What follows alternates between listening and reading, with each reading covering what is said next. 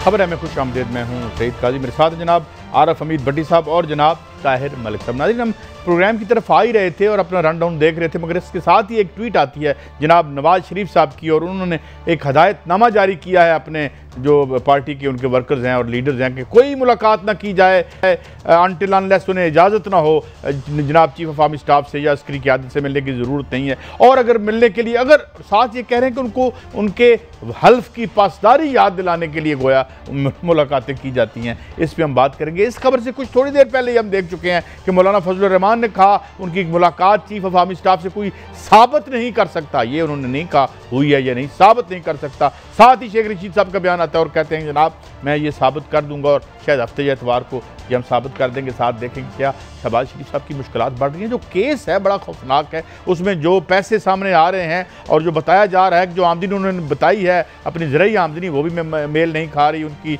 ज़राई आमदन से। उनकी एहलिया की जो आमदनी है 18 करोड़ रुपए, वो कहाँ से आया है, इसके उनके फजंद अर्जुमंद के पैसे कहाँ से आए, इस पर बात करेंगे। एक और बड़ी अहम डेवलपमेंट, मूसा खान जो बड़े राइट हैंड मैन है जनाब मौलाना फजल रहमान साहब के, वो जवाबात देने जा रहे थे बाद नैब के, मगर उन्हें गिरफ्तार कर लिया गया है। और उनके पास क्या है और क्या मौलाना कोई इस तरीके से इस पर कोई फ़िरका फाराना जिस तरह कहा जा रहा है कोई इशू खड़ा करेंगे या नहीं। और फिर एक खबर कल रह गई थी और आज भी करेंगे, ये खबर आपकी और हमारी है। हर बार किसी न किसी बहाने भट्टी साहब कीमतें अद्वियात की बढ़ा दी जाती हैं, आपके बहाना क्या है, असल कहानी क्या है। थोड़ा सा वक्त मिला तो हम इस पर बात करेंगे। भट्टी साहब पहले तो आ जाते हैं इस ट्वीट पे आ जाते तो एक सवाल सादा सा है, बंदा भेजिया सी ये झटकी गल नहीं बनी और आज के बाद मुलाकात नहीं होगी, क्या इसका ये तर्जमा दुरुस्त है?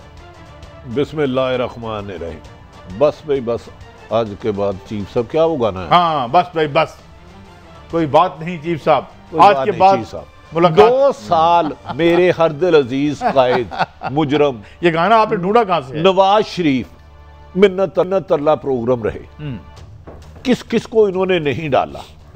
हमारे अहम अदारों में जो बड़े लोग बैठे हैं उनके करीबी अजीजों को बीच में डाला, और हर मुलाकात का इल्म नवाज शरीफ साहब को होता था, यानी गोया उनकी इजाजत से और उनके और जो उन्होंने रिलीफ लेना है ना उसकी शरायत वो बताते थे कि जी हमें ये दे दे, उसके बदले हम कंटेंट जो है मीटिंग का वो उधर से रेकमेंड हो गया कर। अब इत्तेफाक ऐसा हुआ कि ये रात के अंधेरे में मिलते, सुबह की रोशनी में मुनर्रफ हो जाते। कल DGISPR साहब ने भरी महफिल में भांडा फोड़ दिया। जुबैर साहब जो बड़े अपनी तरफ से डिसेंट बनने की नाकाम कोशिश करते हैं, जो हमेशा कहते हैं मैं डिक्टेटरशिप के बड़ा खिलाफ हूँ, उनकी 2 मुलाकातें सामने आ गई। पूरी पीपल्स पार्टी और मौलाना ने उसके बाद, मैं बता रहा हूँ, नवाज शरीफ से रब्ता किया। एक तरफ तो आप APC में ऐसी जुबान करें, दूसरी तरफ पाँव दबा रहे हैं उनके, आप हमें फिर चीट करेंगे। मौलाना साहब ने कहा कि एक तरफ आप पहले मुझे इस्लामाबाद में लाए, अपनी बार्गेनिंग करके चले गए, तो ये मुनाफिकत क्या है, ये दोहरा मेयार क्या है। आज नवाज शरीफ साहब ने उस हिब्बत को मिटाने के लिए ये ट्वीट किया है, जो कि सारी उम्र फौज की इस्टेब्लिशमेंट की गोद में पले, अब भी उनसे बाहर जाके भी राब्ते करते रहे, बाहर लंदन से भी राब्ते करते रहे। तो काजी साहब, मेरा ख्याल है हम हमारे सियासतदानों को अब एक ये फैसला कर लेना चाहिए, हुकूमत हो या अपोजिशन, आपस का सियासी गंद एक दूसरे पर उछालें, अदारों को साइड पे कर दें। ये अदारों को भी चाहिए कि इनसे कतई तल्लक कर दें, भाई हम जो मुहाफ़िज़ है हमें हमारा काम करने दें। लेकिन मेरा ख्याल है कल के बाद नवाज शरीफ बहुत बैकफुट पे गिरे। और एक आखिरी बात करता चलूँ, कल हमने एहसन इकबाल साहब का कहा था, शेख रशीद साहब ने कहा था, एहसन इकबाल और ख्वाजा आसफ साहब की आर्मी चीफ से मुलाकात हुई। उन्होंने मुझे मैसेज करके कहा जी ना मेरी ऐसी मुलाकात हुई है, ना मैंने किसी को मिन्नत अल्लाह किया है, फलान ने डिम किया है। एहसन इकबाल साहब, मैं फिर कह रहा हूँ आपकी मुलाकात हुई, हमने आपका मौक़िफ़ एज़ इट बता दिया। आपके मुताबिक आप कभी आर्मी चीफ साहब को नहीं मिले, DG साहब को नहीं मिले। अब आपसे कल हमने अगली स्टोरी करनी है। एक थे आपके बड़े करीबी जानने वाले नजफ शाह साहब, उनको आपने DC नारोवाल लगाया, किसके कहने पे लगाया वो मेल नाम नहीं है। अगर कल परसों तक आप बता दें, मैंने मैसेज किया, उसका जवाब दे दें, वरना हम बताएंगे। ये हमने स्टोरी अभी आगे करनी है। नहीं, नजफ शाह सुना तो सही, उस पर फिर एंटी करप्शन के पर्चे हुए। ये हमारा फर्ज था, हम इसको आज रोक लेते हैं। इनको मैंने मैसेज किया, उम्मीद जवाब उम्मीद है और जो होगा हम मनवान वो बयान अर्ज कर देंगे। अच्छा, शेख रशीद साहब ने जो बाजवा साहब के साथ मीटिंग के ज़माने में बातें की हैं उधर आपको सुनवा दें, आज ही की हैं उन्होंने, ज़रा सुनाइएगा। मैं चैलेंज करता हूँ आज फैसलाबाद में कि मौलाना फजलुर रहमान से लेके बिलावल तक सब तन्हाई में मिलते हैं, और आज मैं इल्जाम लगा रहा हूँ कि मौलाना फजलुर रहमान भी 1-to-1 chief of army staff Qamar Javed Bajwa से मुलाकात कर चुके हैं। और वो कहते हैं जी कि मेरे कोई साबित नहीं कर सकता कि मुलाकात हुई। देखें कादी साहब, आप मौलाना साहब बेचारे ने अरबों खरबों रुपए की जगह ली, उनका करीबी साथी पकड़ा गया, उसने मौलाना साहब का इंकशाफ कर दिया, मूसा खान। उन्होंने मौलाना साहब ने ये नहीं कहा मैं मिला नहीं कभी, उन्होंने कहा साबित नहीं कर सकते, क्योंकि यकीनी बात है फोटो सेशन थोड़ा हुआ होगा, जाके मिन्नत तरला होगा, कश्मीर कमेटी ले दें, हुकूमत में हिस्सा ले दें, यही मिन्नत तरले किए होंगे ना। तो ये मुलाकातें बिलावल साहब भी करते रहे हैं 100%। बिलावल साहब की तो मुझे इल्म है, बिलावल साहब इनकार कर दें, इवन के वो डीजी रेंजर से सिंध से भी मुलाकातें करते रहे।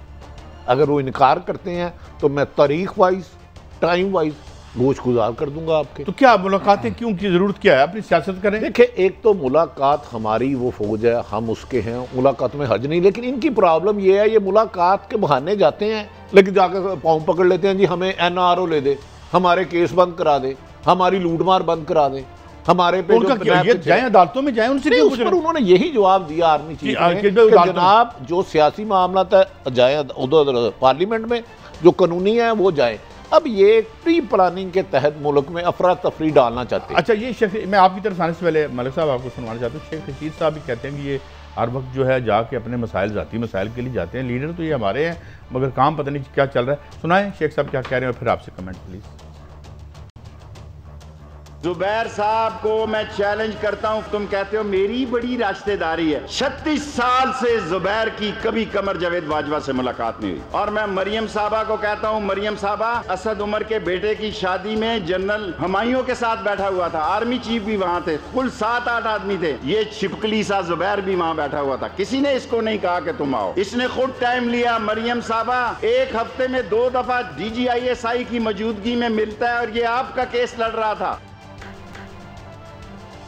मलिक साहब, मैं तो समझता हूँ कि इससे ज़्यादा क्या बदकिस्मती होगी कि आपको ज़रूरत है नेशनल कंसेंसस की। आपके वज़ीर साहब जिनका अपना 50 अरब का खसारा है, जिनकी रिकॉर्ड 2 साल में हादसा हैं गाड़ी के, वो ठीक नहीं करने, मुलाकातों की डेटें बतानी है। मुझे बताएं पाकिस्तान का यार ये बहुत बुरे हैं, इनको छोड़े ना, इसकी जो मेरा मौजूद है वो तो बताएं ना। मौजूद बताएं, ये मेरा इशू है कि 44 साल से जुबैर वाकिफ है आर्मी चीफ से, या 38 साल से। मेरा इशू तो कुछ और है भाई, मेरे इशू पाकिस्तान है।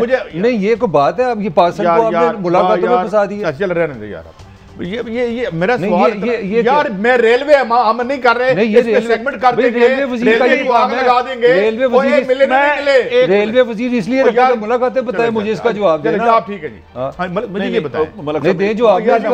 टॉपिक पे रहे यार, क्या हो गया आपको? जिसने सख्त जुबान APC में इस्तेमाल की, सिर्फ गुजारिश है, हमें धोखा दे रहे हैं ना, हमें आके कहते हैं ये फौज अच्छी नहीं है, ये वो इल्जामत लगाते हैं और खुद तन्हाई में मिलते हैं। तो क्या ये अवाम के लिए मिलते हैं, दूध पानी रोटी सस्ता इक़्तिदार के लिए मिलते हैं? तो यार जवाब दो ना, ट्रेडिशन है आपकी, हमारा मौका भाई आपकी ट्रेडिशन है, कम अपनी अवाम से सच तो बोले। नहीं, अवाम को सब ये सबको सब पता है। मैं तो इस बात से इख्तिलाफ नहीं कर रहा। मैं भट्टी साहब इससे साबित क्या हो रहा है, सुन लेना इन्होंने जो इससे सुन ले, इससे साबित ये हो रहा है, इससे अगर सुननी है ना फिर जवाब सुन ले मेरे से। इससे साबित हुआ है कि पाकिस्तान की पावर स्ट्रक्चर में पार्लियामान, वोटर, अवाम का कोई ताल्लुक नहीं, पावर कहीं और से मिलती है, फिर ये साबित हो रहा है। तो बोल देना यार, आप मौजूद पे रह के जो मर्जी बोले, हम रेलवे पे सेगमेंट कर लेंगे, शेख रशीद साहब पे भी कर लेंगे, ये पहले इनकी औकात तो देख लेना, ये जो आपका बयानिया तो देख लेना। नहीं कर रहा भट्टी साहब, ये थी बयानिया की औकात, देखिए ये था बयानिया अवाम को बेवकूफ बनाने के लिए था। मैं दराज से मेरे साल पहले प्रोग्राम निकाल के देख लें, अगर मैंने नहीं कहा कि ये तरले मिन्नतें कर रहे हैं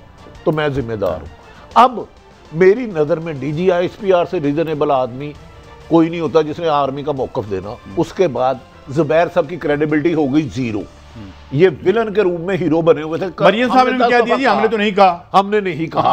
अब नवाज शरीफ ने ये मैं आज ट्वीट करने की क्यों जरूरत पड़ी?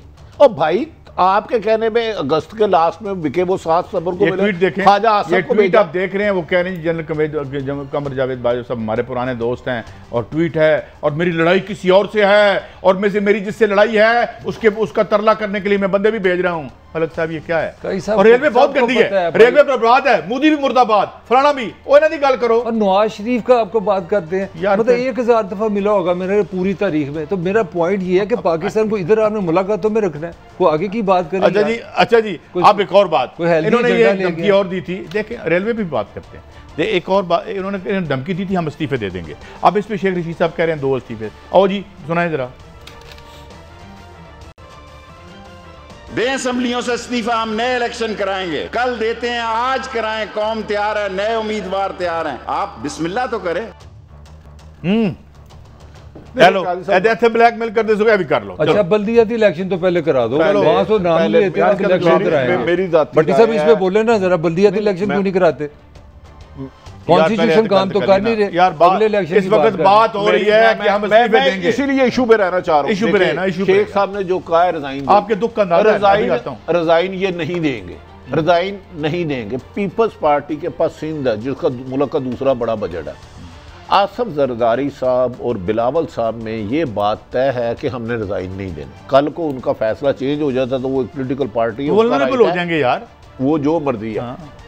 दूसरी बात, जिन्होंने रिजाइन देने होते हैं ना, मौलाना फजलुल रहमान ने पहली शर्त ये रखी थी रिजाइन लिखो तो मैं तुम्हारे साथ एतबार करूंगा। इनका एतमाद एक दूसरे की सियासी अपोजिशन जमातें एक दूसरे पे नहीं कर रही, मैं कैसे कर लूं? मुझे बताए ना, मौलाना साहब की पहली शिक्की ये थी कि रिजाइन दे। हाँ मैं शेख साहब से इस बात से इख्तलाफ करता हूँ, अगर इतनी बड़ी तादाद में People's Party, Noon League, Fazlur Rahman group resign देता तो फिर हुकूमत का चलना नामुमकिन होगा। वो भी तो ये कह रहे हैं इलेक्शन दोबारा करा देंगे, करा लें। हाँ वो भी तो यही कह रहे हैं ना। भट्टी साहब आपकी खबर मैं नहीं देना चाह रहा हूँ, बदयांती होगी। आपको पता है आईबी की रिपोर्ट आपने यहाँ ब्रेक की थी ना, उन्होंने कहा कि मौजूदा हुकूमत की कारकर्दगी सिफर है, इलेक्शन कराया तो बुरी तरह हार जाएगी। पीटीआई पंजाब में आईबी की रिपोर्ट मियां मोहतरम इमरान खान साहब को दी गई है और उसके बाद 4 वजीर जिनसे मेरी मुलाकात हुई, मेरी आरिफ हमीद भट्टी से, और 5-6 एमपी, उन्होंने कहा हम जाके इमरान साहब के पाँव पड़ने रही है कि खुदा का वास्ता है, हमारी नाकस कारकर्दगी है, हलकों में नहीं जा सकते, इलेक्शन ना कराना मिल जाती हम लूज कर जाएंगे। हाँ अगर कोई गैबी मदद आ जाए तो मुझे मैं एक सवाल करता हूँ, इतना बड़ा मौका है, आईबी ने रिपोर्ट दे दी है, सुबह इस्तीफे दे के प्राइम मिनिस्टर बनवाए नवाज शरीफ को, रुके हुए क्यों हैं? आईबी की रिपोर्ट इतनी क्रेडिबल है, आपके पास एक गोल्डन अपॉर्चुनिटी है, आज सुबह इस्तीफे दें, इस्तीफे तो ना लेने थे, वो मौलाना से 4-4 मील दूर भागते हैं ये भाई। इस्तीफे मेरी भी ये राय है कि नहीं देंगे, खसूसन पीपल्स पार्टी, क्योंकि बनाना के पल्ले है ही कुछ नहीं।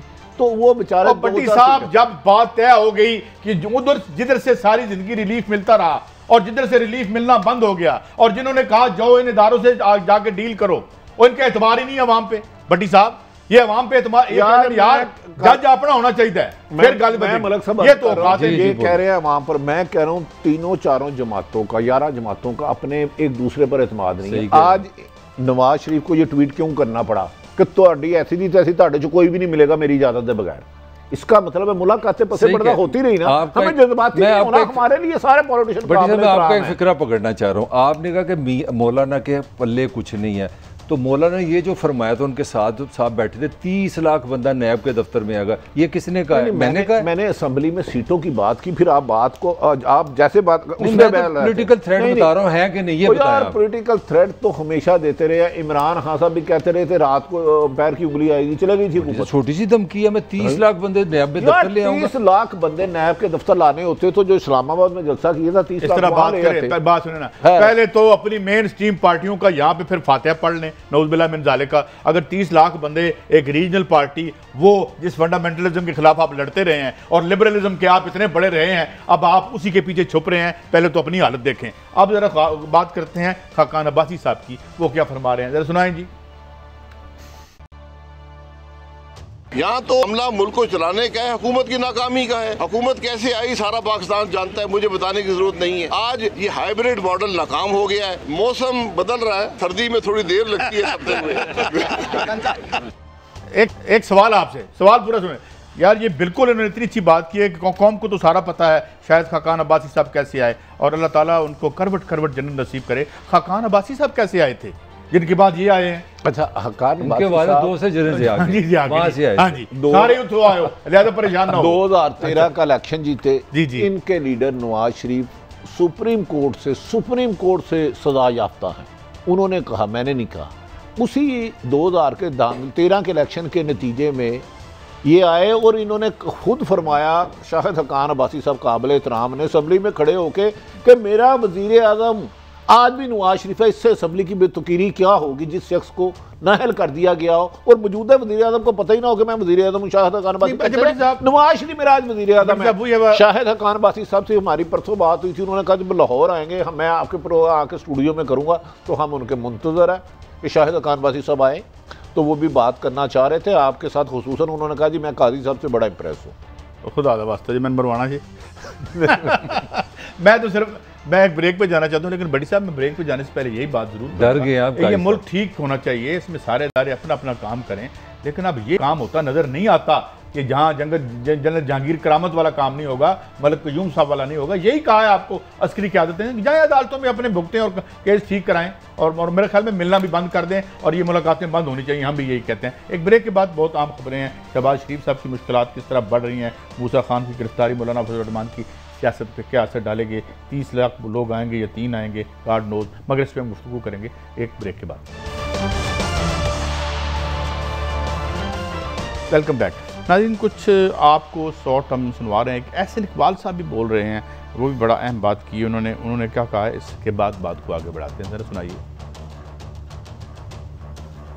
मुस्लिम लीग नून कहती है कि पाकिस्तान का नेशनल इंटरेस्ट सिर्फ डिफेंस नहीं है, पाकिस्तान का कौमी मफाद 3 डीज के साथ बनता है, डेमोक्रेसी, डेवलपमेंट और डिफेंस। जब तक ये तीनों डीज अलाइन नहीं होंगे, कोई फौज पाकिस्तान का दिफा नहीं कर सकती। पाकिस्तानी रियासत और इसका इंतजामी ढांचा एक अंदरूनी तजाद का शिकार है। आइन और कानून की ताकत पार्लियामेंट के पास है, लेकिन डिफेक्टो ताकत का मरकज दूसरी जगह पे है और वो इस्टेब्लिशमेंट के पास है। जिस इदारे के सेल अनकंट्रोल्ड ग्रोथ में आके बाकी ऑर्गन्स के हिस्सों पे छाना शुरू कर देंगे, तो उस रियासत को भी कैंसर हो जाता है। जी भट्टी साहब, मुझे लगता है ये तो बड़ा ओपनली अटैक किया है। काबिल एहतराम एहसन साहब ने मुझे भी आज एहसन को मैसेज किया। मैंने उनको कहा जी एक डीसी लगवाया था, उसके साथ आपका क्या मामला था? गुजारिश ये है कि मुझे लग रहा है कि बैलेंस नहीं है मोहतरम काबिल एहतराम।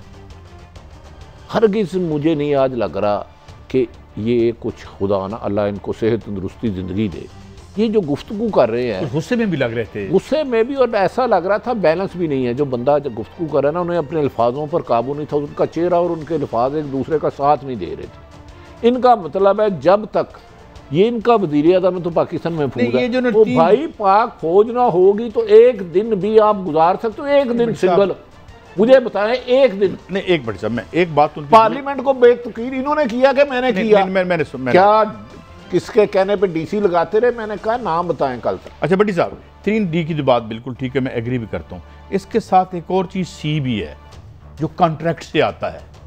ये जब डी और डेमोक्रेसी से कॉन्ट्रैक्ट अच्छा ये बताएं बड़ी साहब सुने ना, पहले एक बात, ये ठेके जब निकलेंगे तो फिर ठीक होंगे। एहसन इकबाल किस जनरल की खबर लगवाने आए थे पिंडी?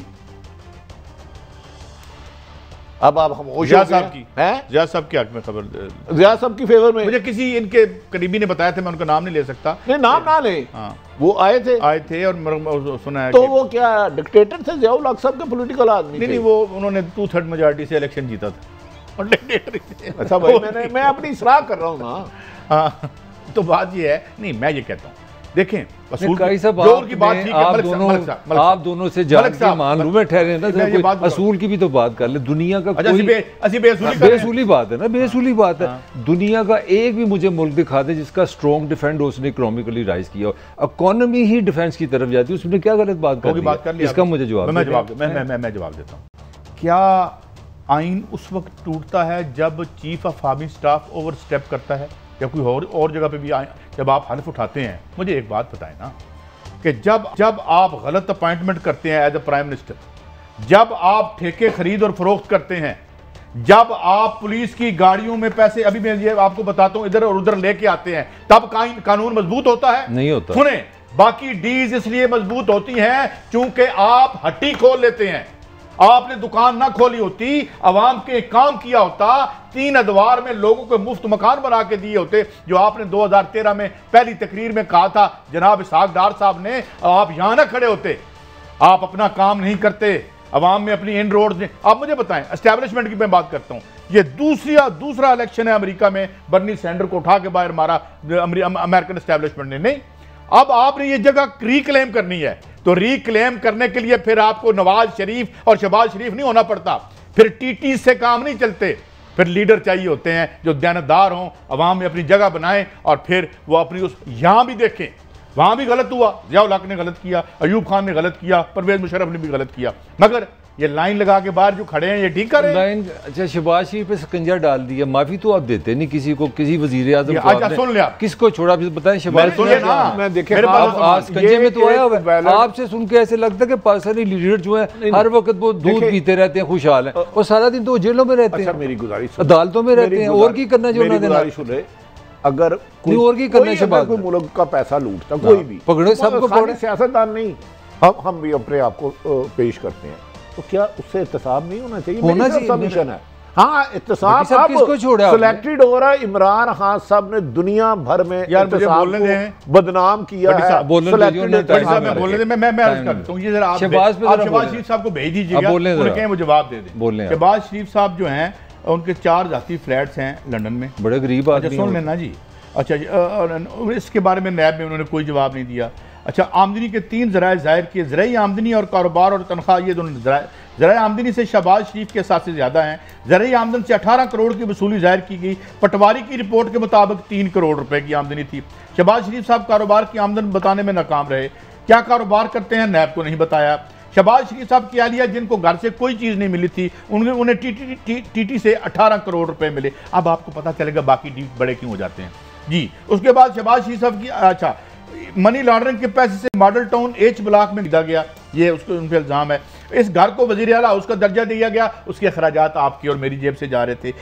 एच ब्लॉक वाले घर के तमाम अखराजात सरकारी खजाने से अदा हुए। सलमान शहबाज साहब के पास किसी पुरस्कार ताकत के जरिए 40 लाख रुपए से रकम 4 अरब हो जाती है, वो बताने की बजाय लंदन तशरीफ ले जाते हैं। इन मामलात की तफ्तीश नहीं हो सकी, ये कहा। अब मुझे ये बताएं, ये इल्ज़ामात हैं, अगर आप साफ सुथरे हैं तो आगे जवाब दें। सारे यहाँ से भागे हुए हैं, अब पता चला क्यों कुछ डीज बड़ी हो जाती हैं और कुछ डीज छोटी हो जाती हैं। हम अपना काम ठीक नहीं करते, सिंपल जवाब, हम ठीक नहीं करते, इसका हम वारदात के लिए सियासत में आते हैं। तकरीर बंद करो ना, मेरा जवाब ले लें। सिंपल इसका जवाब है, अगर उसने गलत किया उसको अदालत सजा दे, नंबर 1।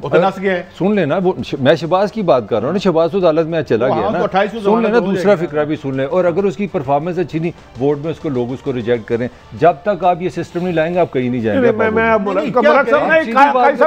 लोगों को उसका दामाद भागा हुआ है, वोटर को क्यों नहीं करने देते आप? मैं अर्ज करने लगा हूं, देखिए आपका इतना मुझे बता दें, कौन से कानून में लिखा कि मैं 5 साल के लिए मुंतखब हो जाऊं तो अरबों रुपया लूट लूं तो मेरे खिलाफ कार्रवाई? आपसे मुझे कानून आपने असूल की बात, मैं आपके साथ हूं 200%। भाई इलेक्ट होना एक और बात है, उसके बाद करप्शन करना, मुल्क का अरबों खरबों लूटना। अगर सच किसी के बारे में हम नाम नहीं ले रहे यार, उसका तो यहाँ तो इस्लामिक बता दें या पाकिस्तान का ये है कि वजीर इत्तलात पंजाब आज कह रहा है कि शहबाज शरीफ गिरफ्तार हो जाएगा।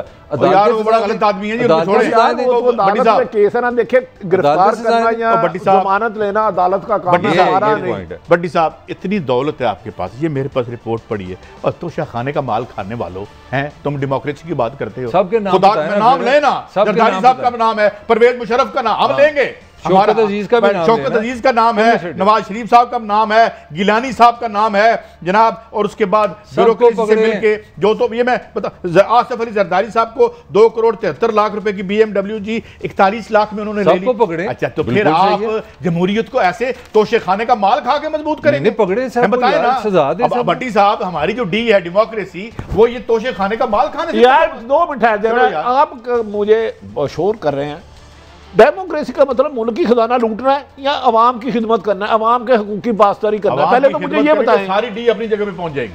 मैं बताऊं, जिस दिन सियासतदानों ने डिलीवर करना शुरू कर दिया और नजायज पैसा कमाना छोड़ दिया, चोरों डाकुओं को माफिया की सरपरस्ती छोड़ दी, कोई भी बाई का लाल इनको हुकूमत से नहीं हटा सकता। जब पावर, स्ट्रीट पावर आपके साथ होगी, लोगों के लिए आप काम करेंगे तो लोग आपके लिए सड़कों पे आएंगे। क्यों मुझे कहा जा रहा है कि मैं जरा तफसील दे दूं, बड़ी दिलचस्प है भट्टी साहब। ये लिखा हुआ है कि ये जो सरकारी तोहफे हैं इसमें से जनाब एक घड़ी है 10 लाख रुपए की और ब्यूरोक्रेट से मिलके कीमत 3 लाख लगाई और मरीम नवाज ने ये घड़ी 45,000 में ले ली। माशाल्लाह, मुझे भी ले दें। अब आप पाकिस्तान, दुबई, लंदन में जाती करें, 4 मुल्कों के मशीर शौकत अजीज़ की मौसूफ हमेशा ही बताते रहे कि मैं तो वो वज़ीर आज़म जो तनख्वाह भी नहीं लेता था, मगर 26 करोड़ के 1100 तोहफों की कीमत 7.5 करोड़ रुपया 7.5 करोड़ रुपया उन्होंने अदा की। और नेपाल का दिया हुआ स्काफ 25 रुपए में घर ले गए। 25 रुपए में 25 रुपए गिलानी साहब की बड़े बादशाह खर्च है।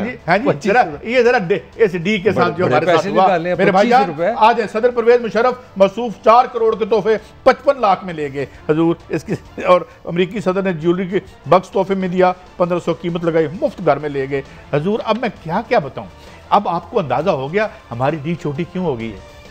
नहीं, आपका आर्गुमेंट मैं इस पे डिफेंड नहीं कर सकता। परफॉर्मेंस ही जो हमें कोई डी बड़ी नहीं चाहिए, मगर मेरा एक सवाल है, को उसके मेरा एक कमेंट ले लें इसके लिए, फिर आप मेहरबानी एक काम कर दें, जो पॉलिटिशियन आप लाएं उसको वोट के जरिए लाएं, फिर बस आप बाकी बात करें। आप किसके वोट जरिए? वोट के जरिए नहीं आया। नहीं आया ना, सच्ची बात छोड़े, फिर उसको डिफेंड ना किया करें। अच्छा, गुजारिश है काजी साहब, मैं कह रहा हूँ 5 साल के लिए कौम मुंतखब करती है और हम हर एक सियासतदान का एहतराम करते हैं, लेकिन कोई सियासतदान हो, सहाफ़ी हो, जज हो, जनरल हो, करप्शन की इजाजत कानून नहीं देता, ना अल्लाह का ना दुनिया का। उसका आपको जवाब देना है। ये नहीं हो सकता कि करप्शन भी जारी रहे और आम शहरी खुशहाल भी रहे। आप जो अक्सर बात गलती से कह जाते हैं, अच्छी दो इकानमी बेहतर नहीं चल सकती, यहाँ सिर्फ हुक्मरानों की और गरीब आदमी की। अगर ये लूटमार बंद करेंगे तो आम आदमी को, ये मेरे कैमरामैन भाइयों को, आम मजदूरों को, किसानों को उनके बुनियादी हकूक मिलेंगे उस वक्त जब ये लुटेरे बंद होंगे। जब एक ठेके में 1 करोड़ का ठेका है और 60 लाख कमीशन में चले जाएगा तो कैसे डी आपकी बेहतर होगी? मैं ये इसको डेमोक्रेसी कहते हैं। मैं ब्रेक पे जाता हूँ, जरा बताएं ना याद के साथ क्या कर रहे हैं अगले सेगमेंट में। वही मेट्रो 3.5 चाइना में बनती है, 7.5 मिलियन की फ्रांस में बनती है, 11 मिलियन की लाहौर में बनती है, फिर हम कहते हैं हमारी डी छोटी होगी। पर ब्रेक के बाद आते हैं और देखेंगे जी मूसा खान को जो गिरफ्तार किया गया इसकी क्या इम्प्लीकेशन और मौलाना फजल रहमान क्या किस तरीके से इस पर रिस्पॉन्ड करेंगे। एक ब्रेक के बाद वेलकम बैक नाज़रीन। हमने बात की थी, थोड़ी सी बात हम करेंगे मौलाना फजल रहमान के जो राइट हैंड मैन है मूसा खान, उनको अरेस्ट किया गया और सोशल मीडिया पे तो बहुत सी उनकी प्रॉपर्टीज़ की तफसीलात चल रही है, मगर हम उस पर ज़्यादा यकीन नहीं करते। ज़ाहिर है वो अपना जवाब दे देंगे, मगर हम तो भट्टी साहब यही चाहेंगे कि उसको कुछ जलसा ना बनाया जाए और अगर हमें यकीन है कि वो बिल्कुल क्लीन है इंशाल्लाह तो अगर देखें मौलाना साहब पे कभी भी करप्शन के इल्ज़ाम नहीं लगे तो सही लगे होंगे, वो मुझे नहीं पता, मैंने तो उसको नहीं छानबीन की, लेकिन मेरा ख्याल है ना वो 30 लाख बंदे लेके जाएंगे। ये मुल्क का कानून है, इस तरह जंगल में भी नहीं होता। ये कोई आपने जब फतह करने जाना नायब ऑफिस तो ये महद उनका वो अदवियात की स्टोरी भी देनी थी। अच्छा, मैंने अर्ज किया और मैंने कुछ लोगों से बात की, ये जो कीमतें बढ़ाई है, जो नए वजीर आए हैं क्या मौसूफ 262%। डॉक्टर फैसल, बात ये है कि उन्होंने कहा कि ये वो अद्वियात हैं कि जो बहुत कम इस्तेमाल होती हैं और इसमें ज़्यादा प्रॉफिट नहीं है और इसको वो बनाते नहीं, बहुत सी वो बनवाते नहीं हैं जो अच्छा। अब ये उनका डॉक्टर फैसल साहब का कहना था, हम बिल्कुल ठीक है बात उनकी, मगर सवाल ये है कि तमाम महज़ब मुल्कों में ऐसी दवाइयाँ बनाने पर जो है उनको कुछ कंपनियों को कहा जाता है कि आपने ये बनानी है, बाकी ना बनाएं, और उन्हें मेक श्योर किया जाता है कि इसको अवेलेबल करें। एक बात तो ये होगी। दूसरी बात ये हो गई कि जो बात हम इनसे मुतालबा करते हैं, पहले तो बहुत फ्रॉडी अदालत ने उनको निकाला और इनको लेके आए रेगुलेटरी अथॉरिटी में। मुझे बहुत माहिर आदमी जो हैं उन्होंने बताया कि अगर ड्रग भट्टी साहब 2.5 मिलीग्राम की है तो उसकी कीमत और 5 ग्राम की कीमत में कोई इजाफा नहीं होना चाहिए, क्योंकि लेकिन ये फ्रॉडी ये करते हैं। ये तो मदीने की रियासत थी, मुझे बताएं दवाइयों की कीमत कितनी बढ़ी? 262% बताएं मोहतरम मिनिस्टर साहब, 262% लोग 200% कीमत बढ़ के अपने प्यारों का इलाज करा सकते मर जाएंगे। मुझे ये बता दें, आप तो बैठे हैं बनी गाला, आप तो बैठे हैं PM हाउस, मैं उस 22 करोड़ की आवाम की बात करता हूँ जो एक वक्त का खाना नहीं खा सकती। ये दवाइयों से पहले फिर जहर ही सस्ता कर दें, ये मेहरबानी कर दें। उन्होंने बड़ी साहब जो बात की है वो पार्शियल, वो जुज़वी तौर पर दुरुस्त है। ये दवाइयाँ आम तौर पर क्योंकि बहुत कम इस्तेमाल होती हैं, तो ये पाबंद करें, दूसरी प्रॉफिटेबल मेडिसिन बनाते हैं। एक काम तो करें ना वो कि जो दवाइयों की कास्ट ऑफ प्रोडक्शन पोटेंसी बढ़ने से नहीं बढ़ती, इंतहाई आम आदमी, मैंने उनका नाम नहीं ले रहा, उन्होंने मुझे बताया पोटेंसी बढ़ने। भाई साहब टाइम थोड़ा कमेंट में करना चाह रहा हूं, बात तो सुनिए मेरी कमेंट में। आई नो टाइम थोड़ा, जब अपना इमरान खान साहब अपोजिशन में थे ना, तो उनका कहना था कि महंगाई की वजह नवाज और शहबाज की चोरी है, रिश्वत है, फ्रॉड है, करप्शन है। आज कह रहे हैं जी किल्लत हो जाती है, ये क्या आर्गूमेंट है? नवाज शरीफ साहब नहीं, ये क्या बात? काजी साहब बुनियादी आवाम की जरूरत है, ये बड़ा सीरियस इशू है। शहबाज शरीफ साहब को जिंदाबाद क्या कहे, मैं असल जो काम है हजूर बात यह है कि 2.5 ग्राम या मिलीग्राम की जो दवाई है उसके बारे में माहिरीन का कहना है कि इसकी जब पोटेंसी बढ़ती है तो कास्ट ऑफ प्रोटेक्शन नहीं बढ़ती, उसकी कीमत को कम करें। साहब मेरा पैसे रिकवर करें। हम गैर जरूरी बातों में चले गए, गाल सुन ले। कीमत बढ़ानी है ना, 5-10% बढ़ा दे, 200% बढ़ा यार घटानी है।